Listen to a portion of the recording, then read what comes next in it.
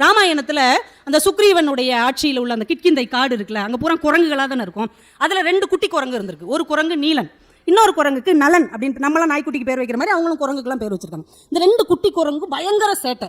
அந்த ஏரியால சுதீக்ஷனர் அப்படின்னு ஒரு முனிவர் இருந்திருக்கிறார். அவர் என்ன பண்ணியிருக்கிறார், இறைவனுடைய சால கிராமத்தை வச்சு டெய்லி சாமி கும்பிடுவார், அதுக்கு தவம் செய்வார். அவர் கண்ணை மூடி தவம் செஞ்ச உடனே இந்த 2 குட்டி குரங்கு என்ன செய்யும், அதை எடுத்துட்டு போய் பக்கத்துல இருக்கிற ஏரிக்குள்ள போட்டுரும். ஏரிக்குள்ள அந்த சிலையை போட்ட உடனே என்ன ஆகும், முங்கி போயிடும் இல்லையா. இவர் கண்ணை முடிச்ச உடனே அதை தேடுவார். டெய்லி இந்த குரங்குகள் இதை செஞ்சுக்கிட்டே இருக்கு. இவருக்கு ரொம்ப எரிச்சலா இருக்கு. ஒரு சாபம் கொடுக்கணும்னா கூட குரங்குகளுக்கு போய் என்ன சாபம் கொடுக்க, அது வேணும்னு செய்யல, விளையாட்டுக்குன்னு செய்யுது. ஆனா ஏதாவது செய்யணும், இதை தடுக்கணும் அப்படின்னு யோசிச்சுட்டு ஒரு நாள் என்ன பண்ணிட்டார், இந்த 2 குரங்குகளுக்கு ஒரு சாபம் கொடுத்துட்டார்.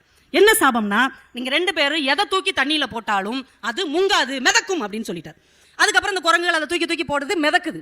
உடனே இந்த குரங்குகளுக்கு அந்த விளையாட்டு மேலேயே இன்ட்ரெஸ்ட் இல்லாம விட்டுருச்சு. காலம் ஓடுது. இவங்க 2 பேரும் பெரியவங்களாயிட்டாங்க. பெரியவங்களாகி சுக்ரீவனுடைய படையில இவங்க முக்கியமான படை தளபதியாகவும் ஆயிட்டாங்க. யாரு, இந்த நீலனும் இந்த நலன்ற 2 குரங்கும் பெரிய ஆளாகி படை தளபதி ஆயிடுச்சு.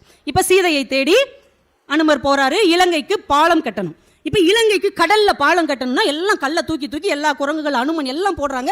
கல்லு முங்கி முங்கி போகுது. இப்ப என்ன செய்யறதுன்னு யோசிக்கும் போது சின்ன வயசுல இவங்க வாழ்க்கையில நடந்த இந்த சம்பவம் ஞாபகம் வருகிறது. இது ராமன் கிட்ட சொன்ன உடனே ராமன் எல்லாரும் கல்லை எடுத்துட்டு வந்து இவங்க 2 பேரும் கையில கொடுங்க, இவங்க தூக்கி தூக்கி எரியட்டும், கல்லு மிதக்கும், அது மேல ஏறி நடந்து போயிருவோம்.